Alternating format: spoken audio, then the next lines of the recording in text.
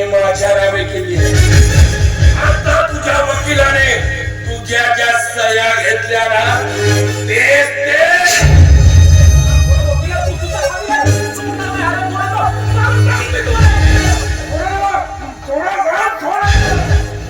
आता लायकी नाहीये तुमची. आता तुम्ही सुद्धा घरात बेकार.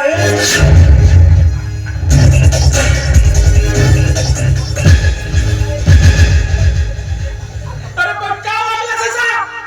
काय केलं होतं तुझ्या वाईफने? त्या दिवशी माझी बहीण वैष्णवी हे जग सोडून गेली त्याच दिवशी तुझा आणि माझा कायमचा संबंध संपला होता.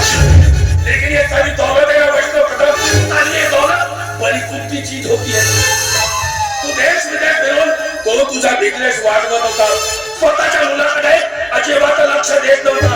आणि त्याच वेळी मी विचार केलाय कदाचित ही संपूर्ण इस्टेट माझी असती तर. पण झाला मदत आडवा होता तो तुझा हा पोरगा. आणि म्हणून मी तुला फोन करून सांगितलं की तुझा पोरगा मतिमंद वेळबट आहे म्हणून. कदाचित तू इथं असतास ना तर याच्यावर उपचार केले असतात. पण तो माझ्यावर विश्वास टाकला आणि इथंच माझा मनसुबा सफल झाला. पण ज्या दिवशी तू तुझ्या वकिलाला फोन करून सांगितलं की तू दुसरं लग्न केलंय त्याच्या दिवशी माझी तळपायाची आग मस्तकात गेले आणि विचार केलाय सारी कोण कुठली विषव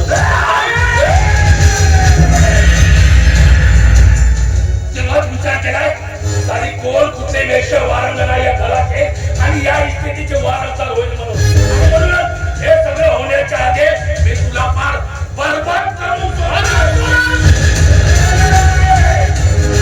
जय गोविंदा जय गोपाला. आता तू घात काला आणि आमच्या गळ्यात पैशांच्या माळा. वैष्णव कदम असा लाभ सारदार